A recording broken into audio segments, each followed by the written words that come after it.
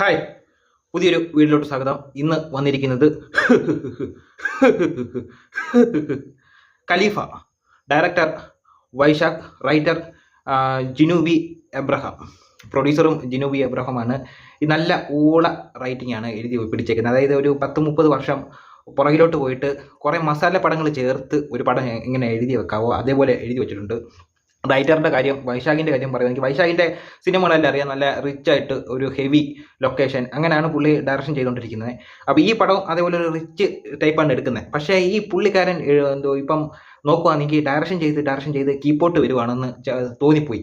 കാരണം പുള്ളിക്കാരൻ എടുക്കുന്ന ഷോട്ട്, ചില ഷോട്ടും ഇത് അതിൻ്റെ കുഴപ്പമല്ല. പക്ഷേ ചില സീനിൽ നമുക്ക് അവിടെ മാസ് കാണിക്കുമ്പോൾ നമുക്ക് ഈ തിയേറ്ററിൻ്റെ ആ സ്ക്രീനിന് വെളിയിൽ ഇരിക്കുന്ന പ്രേക്ഷകർക്ക് തോന്നണം. അത് പുള്ളിക്കാരനെ കൊണ്ട് പറ്റിയിട്ടില്ല ഈ ഒരു പടത്തിൽ. പിന്നെ രാജുവേട്ടൻ ട്രെയിലറിൽ പറഞ്ഞിട്ടുണ്ടായിരുന്നു പൊട്ടിക്കട്ടെ എന്ന് പറഞ്ഞപ്പം ഇത്രയും വീര്യം കൂടിയ ബോംബായിരിക്കും തിയേറ്ററിൽ ഇടുക എന്ന് ഞാൻ ഒരിക്കലും പ്രതീക്ഷിച്ചില്ല. ഒരിക്കലും. എന്നുവെച്ചാൽ ഈ ഒരു പടം നോക്കുകയാണെങ്കിൽ ലൊക്കേഷനും റിച്ചൊക്കെ ആയിട്ട് എടുത്തിട്ടുണ്ട്. പക്ഷേ എടുത്ത സംഭവം ഇപ്പോൾ ഇമോഷൻ ആയാലും അപ്പോൾ ആ ഒരു കണക്ഷൻ നമുക്ക് പ്രേക്ഷകർക്ക് കിട്ടിയിട്ടില്ല. എനിക്ക് കിട്ടിയിട്ടില്ല. പൊതുവേ എനിക്ക് ഒരു ഫസ്റ്റ് ഹാഫ് ഫുള്ളും ഒരു എന്ത് പറയുന്നത്, ഒരു ലാഗ് ഫീൽ ചെയ്ത് ഒരു ബോറടിക്കുന്ന രീതിയിലാണ് എൻ്റെ മേക്കിംഗ് എല്ലാം തോന്നിയിട്ടുള്ളത്. ഫസ്റ്റ് ഫൈറ്റ് തന്നെ എടുത്ത് വെച്ചേക്കുന്നത് കാണുവാണെങ്കിൽ എനിക്കൊന്ന് റോബോട്ടിക് ക്യാമറയിൽ അത് ഷൂട്ട് ചെയ്തേക്കുന്നത് തോന്നുന്നു. ഭയങ്കര ബോറായിട്ടുണ്ട്. കാരണം ഒരു ഫൈറ്റ് കാണിക്കുമ്പോൾ നമുക്ക് ആ തിയേറ്ററിൽ ഇരിക്കുന്നവർക്കെങ്കിലും എന്തെങ്കിലും തോന്നണ്ടേ? അതൊന്നും എനിക്ക് തോന്നിയിട്ടില്ല. പ്രേക്ഷകൻ എന്ന രീതിയിൽ എനിക്ക് ഈ സിനിമയ്ക്ക് കാണിച്ച പരിപാടി ഒന്നും മനസ്സിലായിട്ടില്ല. ഇതിൻ്റെ ക്യാരക്ടേഴ്സിനെയൊക്കെ നിങ്ങൾക്ക് അറിയായിരിക്കും. ഇപ്പം 3 തലമുറയിലുള്ള ക്യാരക്ടറിനെ ഇതിനകത്ത് കാണിച്ചേക്കുന്നത്. അതിനകത്ത് പൃഥ്വിരാജിൻ്റെ ക്യാരക്ടർ എന്ന് പറഞ്ഞാൽ അമൻ അലി. ഇതിൻ്റെ അച്ഛനായിട്ട് വന്നേക്കുന്നതാണെങ്കിൽ രഞ്ജി പണിക്കറാണെങ്കിൽ യൂനസ് അലി. രഞ്ജി പണിക്കറുടെ അച്ഛനായിട്ടാണ് ഇതിനകത്ത് ലാലേട്ടനെ കാണിച്ചിരിക്കുന്നത്. ലാലേട്ടൻ്റെ ക്യാരക്ടർ എന്ന് പറഞ്ഞാൽ മാമ്പരക്കൽ അഹമ്മദ് അലി.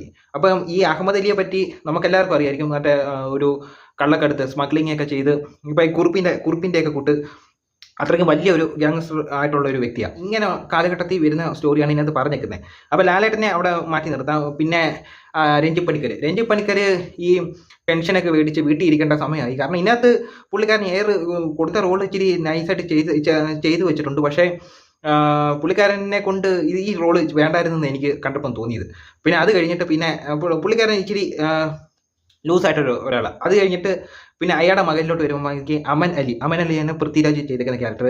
പുള്ളിക്കാരൻ ഒരു പോയിന്റിലെത്തി കഴിഞ്ഞിട്ട് സ്മഗ്ലിംഗ് തുടങ്ങുന്നതാണ് എന്നെ കാണിക്കുന്നത്. ആ പോയിന്റ് എന്തുവാന്ന് വെച്ചാൽ നിങ്ങൾ കണ്ട് മനസ്സിലാക്കുക.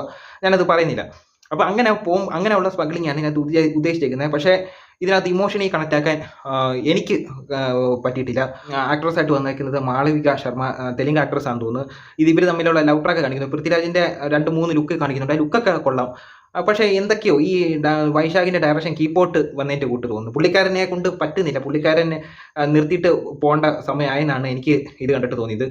പിന്നെ ജെക്സ് ബിജോയുടെ മ്യൂസിക് എന്ന് പറയുമ്പോൾ ചിലയിടത്ത് മറ്റേ ആ ബീജം ഉണ്ട്, ആ ഒരു ബീജം എല്ലായിടത്തും ഇട്ട് വെറുപ്പിക്കുന്നുണ്ട്.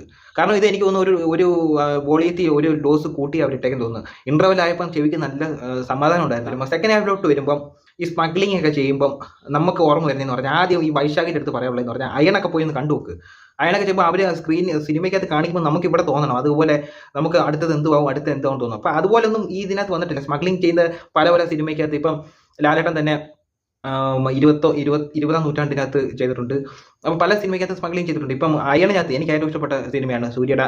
ഏറ്റവും ഇഷ്ടപ്പെട്ടെന്ന് പറഞ്ഞാൽ ഇഷ്ടപ്പെട്ട സിനിമ ഗജനിയാണെങ്കിലും അയൺ എനിക്ക് ഭയങ്കര ഇഷ്ടമാണ്. അപ്പോൾ അതിനകത്ത് കാണിച്ചേക്കുന്ന പരിപാടി ഇതിനകത്ത് നമുക്കും കൂടെ തോന്നണം. പക്ഷേ ഈ പരിപാടിക്കകത്ത് ഒരു 0% ആണ് എനിക്ക് തോന്നിയിട്ടുള്ളത്. ആ സ്മഗ്ലിംഗ് ചെയ്യുന്നതൊക്കെ ഒരു രീതിയിലും ഇമോഷണലി കണക്ട് ആക്കാൻ കഴിഞ്ഞിട്ടില്ല. സെക്കൻഡ് ഹാഫ് തുടക്കത്തിലൊക്കെ ഉള്ള BGM ഒക്കെ നല്ലതായിട്ട് വന്നിട്ടുണ്ട്.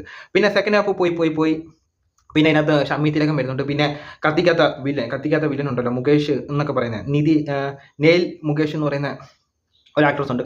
നിങ്ങൾക്ക് അറിയായിരിക്കും. കത്തിക്കാത്ത അതേ ഷോട്ട് തന്നെ പുള്ളിക്കാരൻ എനിക്ക് തോന്നുന്നു ഒരു 100 വട്ടം സെഞ്ചുറി അടിച്ചാണ്. 100 വട്ടം കാറിൽ നിന്ന് ഇറങ്ങുന്ന ആ ഷോട്ട് എടുത്ത് കാണും. ഈ പുള്ളിക്കാരനെ കാണിക്കും മൊത്തം കാറിൽ നിന്ന് ഇറങ്ങുന്നു ഒന്ന് ആ ഒരു വെളിയിൽ നിന്ന് ഇറക്കിയ ആക്ടറായതുകൊണ്ട് ഒന്ന് നടത്തിച്ചിട്ടുണ്ട്. ഇങ്ങനെ വട്ടം നടത്തിച്ചിട്ടുണ്ട്. 1-2 ഡയലോഗും കൊടുത്തിട്ടുണ്ട്. ആ ഒരു ഷോട്ടെങ്കിലും കത്തിക്കാത്തുള്ള അതേ ഷോട്ട് തന്നെയാണ് പുള്ളി കാണിക്കുമ്പോൾ. ആ ഒരു എക്സ്പ്രഷൻ തന്നെ, ആ ഒരു സ്വഭാവം തന്നെ, കത്തിക്കാത്ത് കാണിക്കുന്ന ആ ഒരു സ്വഭാവം ഉണ്ടല്ലോ. അതായത് വിജയമായിട്ട് അവസാനം കത്തിക്കുന്ന ഒരു ഫൈറ്റ് ഉണ്ടല്ലോ, അതിനകത്ത് പുറകെ കുത്തുന്നത് ആ പരിപാടി തന്നെ, പുറകെ ഉള്ള പരിപാടിയും ആ എക്സ്പ്രഷനും ആ ഓഞ്ഞ എക്സ്പ്രഷനും ആ പരിപാടി തന്നെയാണ് ഇതിനകത്ത് കളിക്കുന്നത്. പിന്നെ പുള്ളിക്കാരന് പ്രായമായി പല സീനിലും അത് അറിയാനുണ്ട്. അപ്പോൾ അങ്ങനെയുള്ള രീതിയിലാണ് കാണിച്ചു വെച്ചേക്കുന്നത്. പിന്നെ എന്തിനും വേണ്ടാത്ത എന്തൊക്കെയോ തട്ടിക്കൂട്ടി ഒരു റേസിങ്ങും അങ്ങനെയുള്ള. പിന്നെ അതിനകത്ത് സുധീർ കരമന വരുന്നുണ്ട്. പോലീസുകാരുടെ കാര്യം പറയാൻ വിട്ടുപോയി. റിട്ടയർഡ്മെന്റ് ആയി കഴിഞ്ഞ പോലീസുകാരുടെ കൂട്ടാണ് ഇതിനകത്ത് പോലീസുകാരെ കാണിച്ചു വെച്ചേക്കുന്നത്. സുധീർ കരമനയൊക്കെ അറിയാലോ, സർക്കിൾ ഓഫീസറായിട്ട് കൊണ്ടുവന്നിട്ട് കോമഡി കാണിച്ചു വെച്ചേക്കുക. നല്ലോണം വെറുപ്പിച്ച ക്യാരക്ടർ ഒത്തിരി ഉണ്ട്. പിന്നെ വൈശാഖിന്റെ സിനിമയാകുമ്പോൾ കരോട്ടക്കാരന്മാരുമായിട്ട് കുറച്ച് ഫൈറ്റ് വേണമല്ലോ. അപ്പോൾ അതുപോലെ ഒരു ജപ്പാൻകാരനെ കൊണ്ടുവന്ന് എന്തൊക്കെ കാണിച്ച് ഒരു ഫൈറ്റ് വെച്ചിട്ടുണ്ട്. അതും അസല് നമ്മുടെ ലിയോയ്ക്കകത്തൊക്കെ ഞാൻ വിചാരിച്ച് സുബ്രഹ്മണ്യൊക്കെ അതിനകത്ത് കാണിക്കുന്നിരിക്കുക. ലിയോയ്ക്കകത്ത് ക്ലൈമാക്സിൽ കാണിക്കുന്ന അതേപോലത്തെ ഫൈറ്റ് അത് തന്നെ അടിച്ചു മാറ്റി അതേപോലെ പേസ്റ്റ് ചെയ്ത് ഇങ്ങോട്ട് കയറ്റി വെച്ചിട്ടുണ്ട്. അപ്പോൾ അതേപോലെ ഞാൻ വിചാരിച്ചു ആ ഹൈനെയൊക്കെ ഇതിനകത്ത് കാണിക്കുന്നു വിചാരിച്ചു. അതേപോലെയുള്ള രീതിയിലാണ് കൊറിയോഗ്രാഫി ചെയ്ത് വെച്ചിരിക്കുന്നത്. പിന്നെ ക്ലൈമാക്സിൽ ഒരു ജയിലിൽ വെച്ചൊരു ഫൈറ്റ് ഉണ്ട്. ഇന്നത്തെ ബജറ്റ് എന്ന് പറഞ്ഞാൽ ഏറ്റവും കൂടുതൽ ഇവർ ബജറ്റ് കറണ്ട് ബില്ലിനകത്ത് തോന്നുന്നു ഏറ്റവും കൂടുതൽ ബജറ്റ് ആക്കിയേക്കാൻ തോന്നുന്നു. ഇപ്പം കളർഫുൾ ഇപ്പോൾ ഒരു വീട്ടിൽ ഒരു മുറിയിലുള്ള ഷോട്ടാണെങ്കിൽ തന്നെ വെളി വെച്ചുള്ള കുറേ ഷോട്ടുകൾ കാണിക്കുന്നുണ്ട്. അപ്പോൾ ആ ഏരിയ കിടക്കുന്നവരുടെ മൊത്തം വീട് ഫുള്ള് ലൈറ്റ് കത്തിച്ചിട്ടുണ്ട്. ഇപ്പോൾ ഒരു ഫ്ലാറ്റിൻ്റെ ഷോട്ടാണെങ്കിൽ ആ ഫ്ലാറ്റിൽ ഉള്ള മുറിക്കകത്ത് മൊത്തം ലൈറ്റ് കത്തിച്ചിട്ടുണ്ട്. നമ്മുടെ ഈ അമ്പലത്തിൽ ഉത്സവത്തിനകത്തിൻ്റെ കൂട്ട്. അതുപോലെ ഇതിപ്പോൾ എനിക്കൊന്ന് ഏറ്റവും കൂടുതൽ കറണ്ട് ബില്ലാണ് തോന്നുന്നു ഇതിനകത്ത് ഏറ്റവും കൂടുതൽ ബജറ്റ് 10 കോടിയെങ്കിലും കറണ്ട് ബില്ലിന് പോയി കാണും. സിനിമോട്ടോഗ്രാഫി ജോൺ ആണ് സിനിമോട്ടോഗ്രാഫി ചെയ്ത് വെച്ചേക്കുന്നത്. സിനിമോട്ടോഗ്രാഫി പുള്ളിക്കാരനെ വൈശാഖിൻ്റെ സിനിമയൊക്കെ അറിയാമല്ലോ, അതേപോലെ തന്നെ എടുത്ത് വെച്ചിട്ടുണ്ട്. പക്ഷേ ടോട്ടലി നോക്കുവാണെങ്കിൽ എനിക്ക് ടോട്ടലി ഡിസപ്പോയിൻറ്റഡ് ആണ് ഈ ഒരു പടം. ഒരു രീതിയിലും എനിക്ക് ചില ഫൈറ്റുകൾ ഇപ്പം പൃഥ്വിരാജ് ഈ വൈശാഖിൻ്റെ വിചാരം എന്ന് പറഞ്ഞാൽ പൃഥ്വിരാജിനെ കൊണ്ട് ആക്ഷൻ കഴിഞ്ഞിട്ട് സ്ലോ മോഷനിൽ ഒരു ബീജം ഇട്ട് നടത്തിക്കൊണ്ട് വന്ന ആ സ്വാഗ് കിട്ടുമെന്ന പൃഥ്വിരാജിന് ആ സ്വാഗ് കിട്ടുന്നില്ല, നമുക്കിവിടെ കിട്ടുന്നില്ല. അതാണ് തോന്നുന്നത്. ഇപ്പം നിങ്ങൾ നരസിംഹത്തിനകത്ത് ലാലേട്ടൻ ആ ചെരുപ്പ് ഊരിയിട്ട് നടക്കുമ്പോൾ നമുക്ക്, അല്ലെങ്കിൽ പുലിമുരുകനകത്ത് അവസാനത്തെ ഫൈറ്റിനകത്ത് കുത്തിയിട്ട് നടന്നു വരുന്നുണ്ടല്ലോ, നടന്നു വരുമ്പോൾ ആ BGM ഇടുമ്പോൾ നമുക്കൊരു സ്വാഗ് കിട്ടും. അത് പൃഥ്വിരാജിന് കിട്ടുന്നില്ല ഇതിനകത്ത്. ഉണ്ടെങ്കിൽ തന്നെ ഈ ഒരു മേക്കിങ്ങിൽ വൈശാഖിൻ്റെ ഡയറക്ഷന് ഈ പരിപാടി ഇതിനകത്ത് ഒത്തിട്ടില്ല. പിന്നെ ലാസ്റ്റിൽ മാമ്പരക്കൽ അഹമ്മദ് അലിയുടെ ഇൻട്രോയാണ്. ലാലേട്ടൻ വരുന്നുണ്ട്.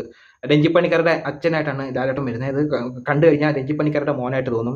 അത്രയും പ്രായമുണ്ട്, അത്ര മുഖത്തൊന്നും അത്രയും ഇതൊന്നും കാണിക്കുന്നില്ല. സത്യം പറഞ്ഞാൽ ലാലേട്ടനെ കണ്ട ഒരു ക്രിസ്മസ് അപ്പൂപ്പിൻ്റെ കൂട്ടുണ്ടായിരുന്നു കറക്റ്റ് കണ്ട. പിന്നെ കോമഡി പീസ് സൗബിനുണ്ട്, കോമഡി പീസായിട്ട് ഒരു സൗബിൻ കാണിക്കുന്നുണ്ട്. ഇവരെല്ലാവരും കൂടി ചേർന്ന് ഞാൻ ഇത്രയും ഒരു മാസ് പടത്തിൽ ഇത്രയും ചിരിച്ച് പടം കഴിഞ്ഞിട്ട് ഇരുന്ന് ചിരിച്ച ഒരു മാസ് പടം ഇതായിരിക്കും.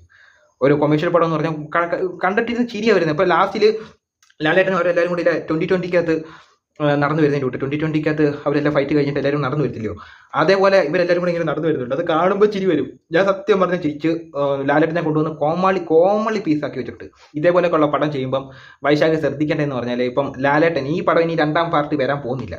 കാരണം എന്ന് പറഞ്ഞാൽ ഈ പടം ഓടാൻ പോകുന്നില്ല. അപ്പം 2ാം പാർട്ട് വന്നിട്ടും കാര്യമില്ല. ഇപ്പോൾ ലാലേട്ടൻ്റെ 7-8 പടങ്ങൾ കഴിഞ്ഞ ദിവസം ലിസ്റ്റ് വന്നിട്ടുണ്ടായിരുന്നു. അതിനകത്ത് വൈശാഖ് ഇല്ല. അപ്പോൾ വൈശാഖ് ഇനി 8 വർഷം കഴിഞ്ഞാലും 3 വർഷം കഴിഞ്ഞിട്ട് ഇനി ഇതിൻ്റെ 2ാം ഭാഗം വരുവാണെങ്കിൽ തന്നെ വരത്തുള്ളൂ. അപ്പോൾ എനിക്ക് തോന്നുന്നു ഇതിൻ്റെ 2ാം ഭാഗം വരുത്തേണ്ട ആവശ്യമില്ല. കാരണം അത്രയും ഇങ്ങോട്ട് കയറിയിട്ടില്ല. ലാലേട്ടൻ്റെ ക്യാരക്ടർ ഒന്നും വെളി വെച്ചിട്ടില്ല. പിന്നെ ലാലേട്ടൻ്റെ ഒരു ഫോട്ടോ കാണിക്കുന്നുണ്ട്, ഒരു AI ഫോട്ടോ കാണിക്കുന്നുണ്ട്. വലിയ ആവശ്യമുണ്ടോ? ആ പഴയ ഒരു ഫോട്ടോ ലാലേട്ടൻ്റെ കാണിച്ചാലും അത്ര വൃത്തിയോട് വരത്തില്ലായിരുന്നു.